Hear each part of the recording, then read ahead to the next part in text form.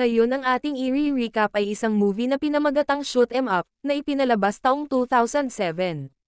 Ngunit bago ang lahat, please subscribe and click the notification bell upang ma-notify kayo sa aking mga paparating na uploads. Ipinakilala sa unang eksena si Smith, isang lalaking walang tirahan na kumakain ng kanyang paboritong carrot. Si Smith ay isang dating army na naging palaboy, matapos mamatay ang kanyang anak at asawa. Habang siya ay nakaupo, may namataan siyang buntis na naglalakad sa harapan niya, at mukhang natatakot ang babae. Habang dumaraan ang buntis, may lumitaw na lalaki at nagsimula siyang habulin. Nagpasya si Smith na sundan ang lalaki, nang bumunot ito ng baril. Nang maglaon sa loob ng gusali, tinangka ng babae na lumaban, gayunpaman, wala na siyang bala. Pumagitna si Smith nang malapit ng wakasan ng lalaki ang kanyang buhay. Sa wakas ay nagawang patayin ni Smith ang lalaki, gamit lamang ang isang carrot. Kasabay nito, dumating ang isang gang ng mga armadong lalaki, at sinimulang puntiryahin ang buntis. Dahil dito, sumiklab ang isang putukan, at matagumpay silang napatay ni Smith. Ang babae na buntis ay nagsimulang magkaroon ng contraction, at si Smith ay walang pagpipilian kundi tumulong sa kanyang panganganak. Sa kasamaang palad, dumating pa ang ilang mga umatake sa kalagitnaan ng panganganak, kaya pinilit na ipagpatuloy ni Smith ang pagpapaputok. Sa kabutihang palad, ligtas nitong nailabas ang sanggol, kahit pa man ang lider ng mga umaatake na si Carl Hertz, ay nagpatuloy sa pag-target sa kanila. Bilang resulta, tinangka ni Smith na kunin ang babae at ang sanggol, habang nakikipagbarilan kay Carl. Sa huli ay hinagaw ni Smith ang baril ni Carl, at itinutok ito pabalik sa kanya. Sa kasamaang palad, hindi gumana ang baril, dahil kailangan nito ang fingerprint ng may-ari. Hindi nagtagal ay bumalik ang mga tauhan ni Carl, kaya nagpasya si Smith na umalis kasama ang mag-ina. Kalaunan ay natuklasan ni Smith na ang babae ay nabaril at namatay. Sa huli, pinili ni Smith na tumakas kasama ang sanggol. Samantala, ang mga tauhan ni Carl ay patuloy na hinabol si Smith, na humantong sa isa pang tunggalian. Sa kalaunan ay nakatakas si Smith mula sa gusali, sa pamamagitan ng pagtawid sa isang bintana, patungo sa sumunod na gusali. Matapos bigo na maabutin si Smith, mabilis na inutusan ni Carl ang kanyang mga tauhan, na linisin ang lahat ng mga bangkay. Gayunpaman, hindi pa rin malinaw kay Smith, kung bakit sinalakay ng grupo ang babae.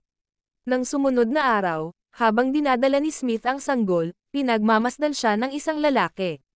Pumunta si Smith sa isang banyo nang mapagtanto niya ang nangyari. Sinundan siya ng lalaki sa banyo, at hiniling na ibigay kaagad ni Smith ang sanggol. Gayunpaman, nang tumanggi si Smith, naglaban silang dalawa. Sa isang pagkakataon, na-corner ni Smith ang lalaki, ngunit pinili niyang wag itong patayin, at agad na umalis kasama ang sanggol. Nang maglaon, nakatanggap si Carl ng balita mula sa kanyang mga kasamahan, na dumating si Smith sa isang park, kaya agad siyang sumugod doon. Habang nasa park, pinili ni Smith na iwan ang sanggol, umaasa na maampun ito.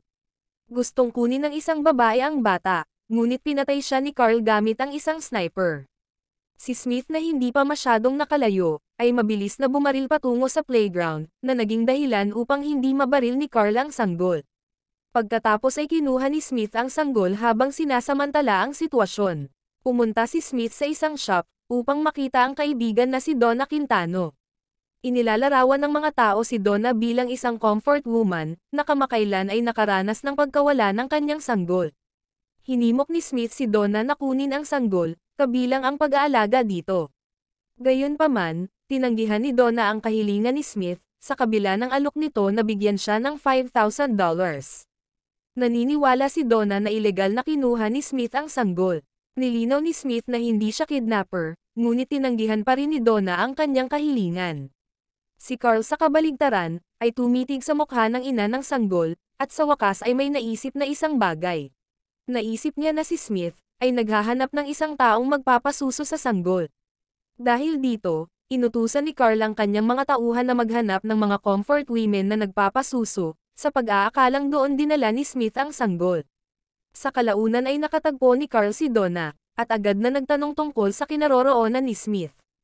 Ipinaalam sa kanya ni Donna na kanina pa nandoon si Smith, ngunit hindi niya alam ang kasalukuyang lokasyon nito. Hindi naniwala si Carl at sa halip, nagbanta siya kay Donna ng baril. Pagkatapos ay sinimulan niyang pahirapan at takutin si Donna. Dumating si Smith, at parehong itinutok ng mga lalaki ang kanilang mga baril sa isa't isa. Alam ni Smith na wala ng bala si Carl, kaya binaril niya ito. Sa labas ay makikita na nauna nang natalo ni Smith ang lahat ng mga tauhan ni Carl. Pagkatapos ay umalis sina Smith, Donna at ang sanggol, sakay ng sasakyan. Lumabas na buhay pa si Carl, na nakasuot pala ng bulletproof vest. Habang nagmamaneho, ikinwento ni Smith kay Donna kung paano napunta sa kanya ang sanggol, at kalaunan ay naunawaan ni Donna ang lahat. Sa daan, nainis si Smith sa isang driver na nagtapon ng basura, kaya sinadya niyang binangga ang sasakyan nito, na tumama sa isang kotseng nakaparada sa gilid ng kalsada. Kalaunan ay huminto si Smith sa isang tindahan ng baril, at bumili ng ilang mga bala at bulletproof jacket para sa sanggol. Ilang sandali pa, dumating sina Smith sa isang walang laman na gusali na tila tahanan niya. Samantala, naglalakad si Carl na may kausap sa telepono, nang hindi niya sinadyang madiskubre ang basag na salamin ng sasakyan, sa harap ng tindahan ng baril. Sigurado si Carl na ang mga basag na salamin ay galing sa kotse na ginagamit ni Smith. Sa loob ng gusali, makikita sina Smith at Donna na gumagamit ng dyaryo, para palitan ang lampi ng sanggol. Pagkatapos ay hinahangad ni Smith na makahagilap ng impormasyon sa telebisyon, umaasang makakita ng anumang balita tungkol sa ina ng sanggol.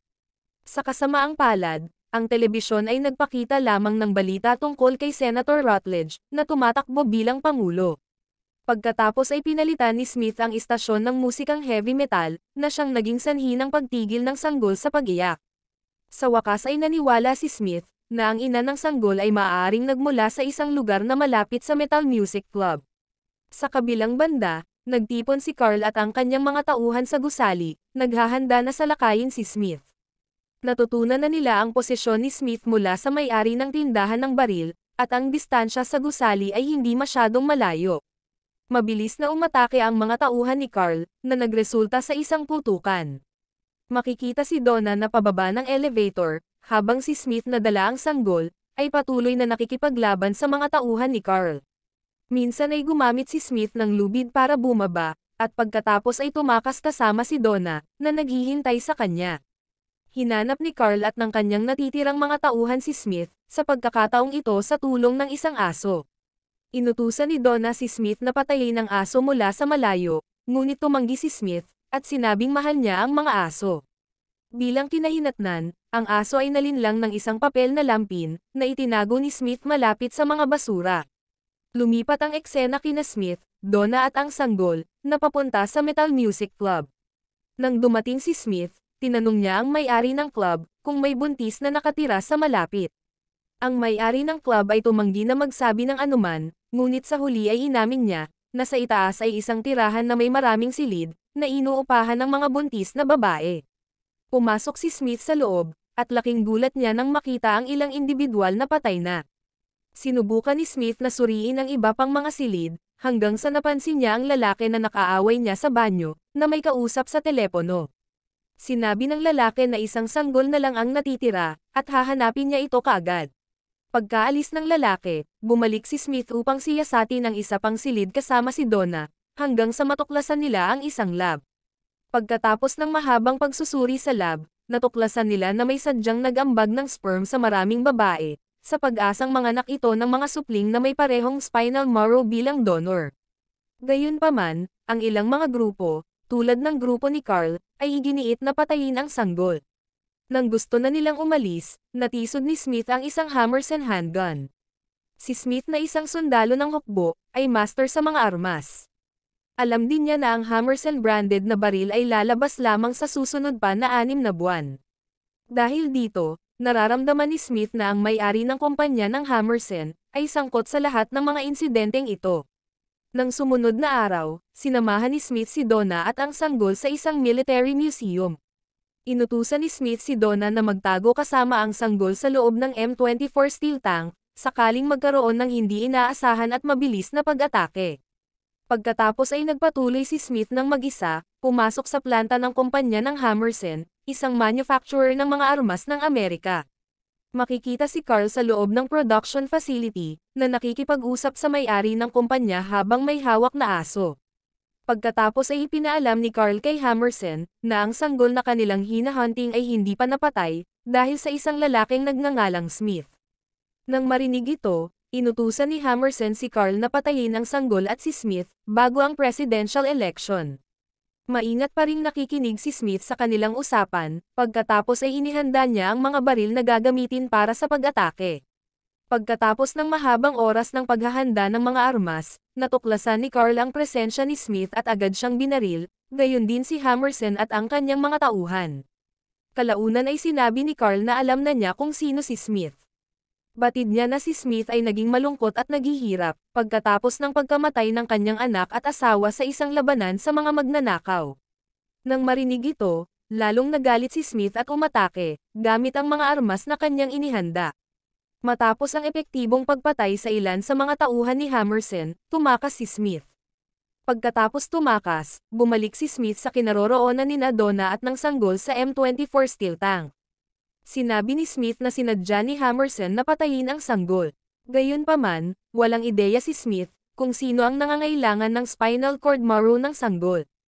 Hanggang sa buksan nila ang lampin, may isang pahina ng dyaryo na nagsasabing si Senator Rutledge ay tatakbo bilang Pangulo. Kung mahalal ang senador, babawiin niya ang lahat ng karapatan sa pagmamay-ari ng baril ng mga tao. Hindi lamang iyon, ngunit pipigilan niya ang mga tagagawa ng baril, kabilang na ang kumpanya ni Hammersen. Napagtanto ni Smith na ang senador ang may kailangan ng bone marrow, at ayaw ni Hammersen at Carl na makuha ng senador ang sanggol. Dahil dito, plano ni Smith na makipagkita sa senador. Samantala, hiniling ni Smith na ihatid ni Donna ang sanggol sa labas ng bayan sa pamamagitan ng bus. Habang naglakbay papunta sa terminal station, hindi inaasahang tinambangan sila ng mga tauhan ni Carl. Sa kalaunan ay naghiwalay sina Smith at Donna, ngunit patuloy na kinakarga ni Smith ang sanggol. Pagkatapos ay sumakay si Smith sa isang sasakyan, at siya ay nakatakas. Hinabol naman ng mga tauhan ni Carl si Smith, na tuluyang nauwi sa putukan. Sa kasamaang palad, dahil sa sitwasyong ito, ang sanggol ay kailangang tumalbog palabas. Nang tangkaing kunin ni Smith ang sanggol na nasa gitna ng kalsada, binangga ni Carl ang sasakyan ni Smith, dahilan upang tumalon si Smith papunta sa loob ng sasakyan ni Carl at tinalo ang lahat. Tinangka ni Carl na sagasaan ang sanggol, ngunit sa kalaunan, lumitaw na nabangga niya ang isa lamang manika, na may nakakabit na recording device. Nalaman na ang sanggol ay nasa M24 steel tank, kasama si Donna. Pagkatapos ay tinawagan ni Smith ang opisina ng senador, ipinaalam na nasa kanya ang sanggol. Nang marinig ang pag-amin ni Smith, hinimok siya ng staff ng senador na makipagkita sa aide nito. Lumabas na ang aide ng senador, ay walang iba kundi ang lalaki na naghangad na kunin ang sanggol mula kay Smith, at siya ring nakaaway niya sa banyo. Ilang sandali matapos makipagkita sa aide, hiniling ni Smith na samahan siya na makita muna ang senador, bago niya ibigay ang sanggol. Pagkatapos ay inayos ng aide na makita ni Smith ang senador sa isang eroplano. Sa wakas, nadiskubre na may cancer ang senador, kaya kailangan niya ng marrow transplant. Samantala, tinututulan naman ng grupo ni Hammersen at Carl, ang recovery ng senador mula sa cancer, para hindi ito makatakbo sa pagkapangulo. Ayon sa plano, babawiin ng senador ang mga karapatan sa pagmamay-ari ng baril ng individual, gayon din ang pagsasara ng kumpanya ni Hammersen na tagagawa ng baril. Napansin ni Smith na ang damit ng senador ay may buhok ng aso, na parang sa aso ni Hammersen. Dahil dito, napagtanto niya na ang senador ay nakipag-deal na ngayon kay Hammersen, kaya ginawang hostage ni Smith ang senador, sakay sa eroplano na puno ng security. Tama ang palagay ni Smith, nakipagsosyo na ngayon ang senador kay Hammersen at Carl. Hiniling ng senador kay Hammersen na tulungan siyang makuha ang sanggol, nangako na hindi isasara ang kumpanya, kung mahalal siya bilang pangulo. Inutusan silang lahat ni Smith na walang magpapaputok, at dinala niya ang senador sa cargo hold. Sinabi ni Smith na kapag namatay ang senador, marami ang makikiramay, at lalong hindi mag-alinlangan na pagtitibayin at tatanggapin ng Kongreso ang agenda nito. Matapos patayin ang senador, tumalon si Smith palabas ng eroplano gamit ang isang parachute. Sabay-sabay na sumunod sa pagbaba ang mga tauhan ng senador, na nagresulta sa isang aerial fight.